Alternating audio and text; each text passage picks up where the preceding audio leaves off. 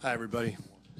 Before I start, I want to send condolences to Dwight Clark's family.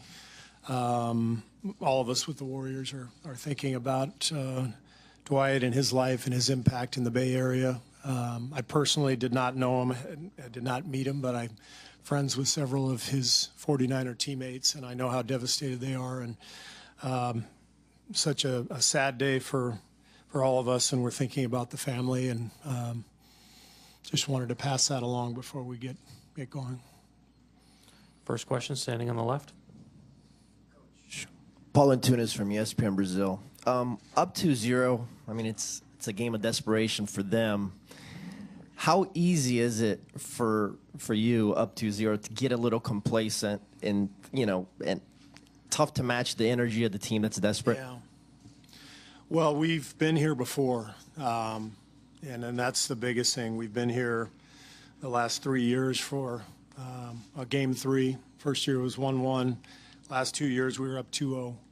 All 3 games were really, really difficult, and so we're used to that. We're used to the dynamic of being ahead in a series and then having everything shift when you go on the road. But especially when you play Cleveland, LeBron, this crowd, and their environment, we know the kind of force they're going to bring, and we have to be prepared for that. We know it. We'll see if we can do it.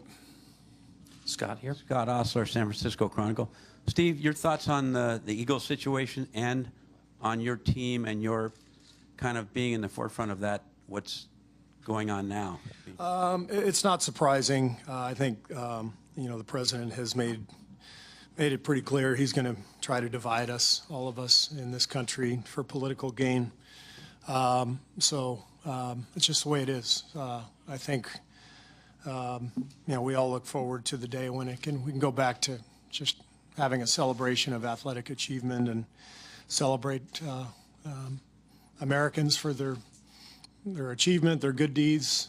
The irony is that the Eagles have been nothing but fantastic citizens in their own community. They've done so much good. I've read a lot about their team, Malcolm Jenkins, Chris Long. These guys are studs. They're amazing.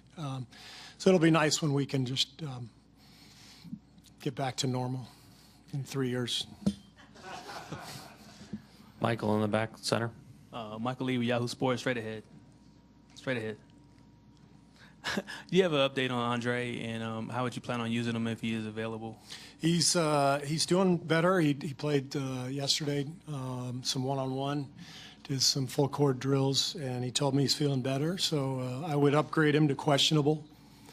He'll go through practice today, and we'll see how he feels after that and tomorrow. But I think he's getting closer, and I'm hopeful that he can play. If not tomorrow, then in Game 4. But again, it's day to day. And there was an exchange, I think, with Jordan Bell, I think at the end of the third quarter, where he committed that foul on LeBron, and he sort of lectured him a little bit on the bench, and then Jordan forced a steal. What's it like just having him around, just even though he wasn't playing, but still having some sort of influence with the guys? It's another coach. He's literally another coach. He pulled us aside during Game 1, during a timeout, and made a suggestion, something defensively. And we did it, and it worked, and it wasn't surprising. But Andre has that kind of a impact on our team. He's one of the smartest basketball minds I've ever been around. Go ahead, Mark, second row. Mark Schwartz, ESPN. Steve, after the game Sunday night, Draymond called Klay probably the toughest guy he's ever played with. And you don't normally think of Klay as Mr. Tough Guy. Why is it that we don't think of him that way, and what is it that Draymond was getting to about his toughness? Just that he's there every single day. He's never missed a playoff game. He's only missed a handful of games in his entire career. Some of them were because I insisted on giving him a rest. But he finally missed some time this year with the wrist injury. Wrist, thumb, what was it? Wrist, yeah. But he's just there. He's like a machine every day of practice, unless he sleeps in and misses practice, which he's done a couple times.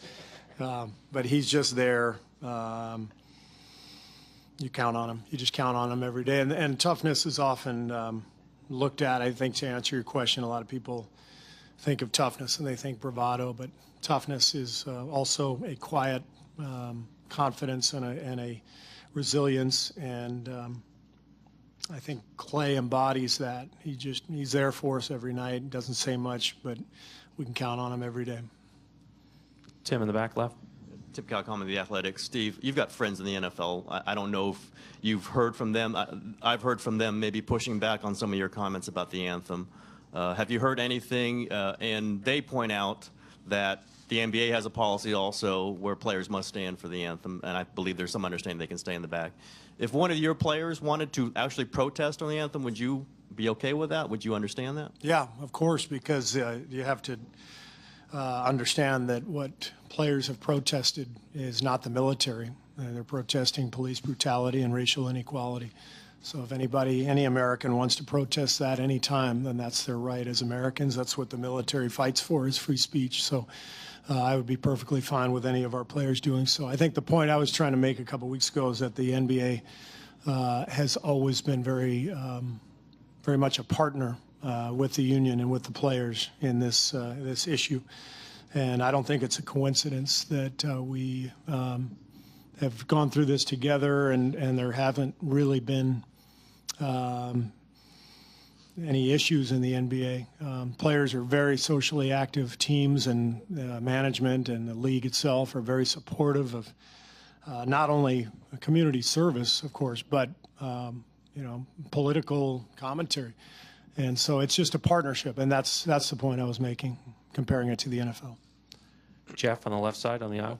Jeff Shudell, News Herald.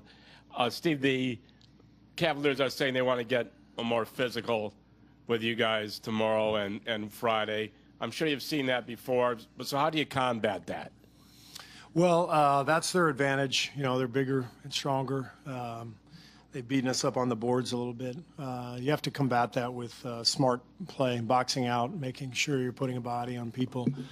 We can't leave, a guy one-on-one against Tristan Thompson, trying to box him out. You got to get multiple bodies in there, and then we've got to be ready for their pressure defensively. We got to execute. We got to take care of the ball. Monty over here, and then Mark up front. Monty Pulu, NBC Sports Bay Area. Steve, what do you remember last year with not game 3, but game 4? I mean, you guys came in with a chance to actually sweep the postseason. What did you see from the Cavs, and what did you see from your team in that game 4? I think they made like 24 threes. Is that right? Something like that. Something like that. They made a ton of threes. I think they shot maybe 28 free throws in the first half. I might be wrong on that. So they brought the force that game, and we fouled a lot, and we were not at our best. So we remember all that stuff. We got to be better. Mark, last one here in the front. Steve, Mark Medina, Bay Area News Group. Steve, how have you seen this season the dynamic with Steph and Kevin play out in terms of knowing when it's best for one of them to get going or both? There's just a sense that we're all on the same team and nobody cares about whose team it is and all that stuff. Our guys just play, and there have been games where KD has had to take over. There's been games where Steph takes over, and there's lots of games in between. We literally never have a conversation about who needs to take over. What we do is we decide where are we going to attack, how are we going to attack, and every team presents a different challenge, every opponent does. And so we try to find areas where we can attack and take advantage of matchups and give ourselves the best chance to score. Thank you, Coach.